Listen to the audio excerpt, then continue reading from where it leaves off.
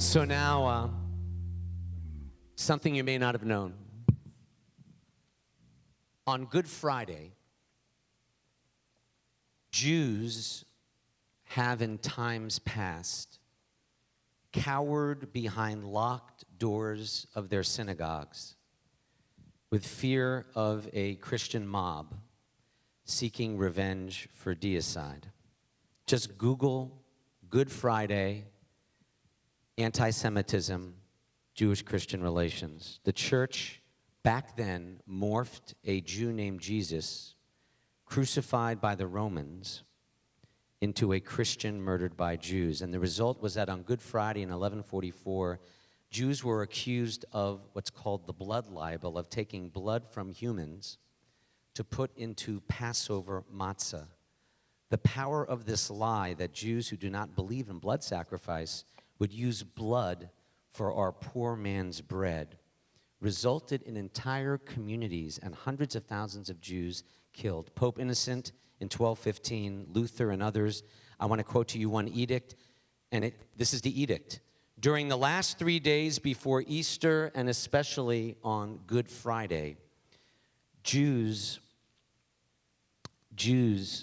shall not go forth in public at all, lest we impose on them proper punishment for blaspheming him who was crucified for us.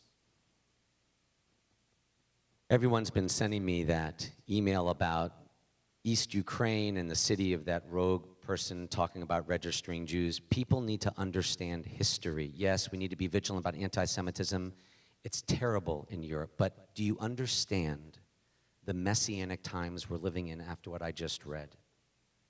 That Good Friday was the worst day for Jews to be safe. And Memphis is the answer to this tragic history. What do I mean? We are a model for interfaith. The president of our congregation, Paula Jacobson, and the leader of the Metropolitan Interfaith Association, MIFA, Sally Heinz, came to Temple together tonight, I think. Sally's minister is one of my dearest friends. When the Klansmen opened fire on the Kansas City JCC, killing 2 Methodists and a Catholic, you need to know, I didn't just hear from Methodists and Catholics. I heard from the president of the Memphis Islamic Center within minutes. Memphis is a model for interfaith, and the jewel in that interfaith crown, the jewel, is MIFA. So in that spirit, I'm so happy to call forward the executive director of MIFA, Sally Heinz, flanked, if they're here, by 2 other important MIFA leaders, MIFA's Interfaith Relations Officer, Linda Marks, and Vice President of Development, Linda McNeil. We are so honored that you're here tonight, Sally. Linda? That's fine.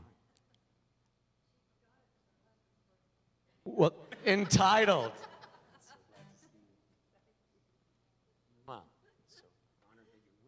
Oh, thank you.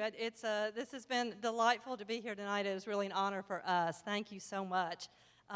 We are coming here tonight because a few weeks ago we had our Volunteer Appreciation Day, and we are giving the Pathfinder Award to Temple Israel. Temple Israel has been vital to the success of MIFA since its beginning and even before. In 1929, Rabbi Harry Edelstein called together an interfaith group to discuss ways that the Memphis faith communities could come together to fight poverty, racism, and injustice in Memphis.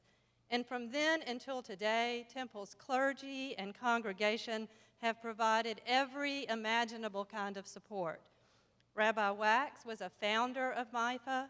Rabbi Danziger served on our board for 27 years. I had Linda double check that. That seems incredible to me.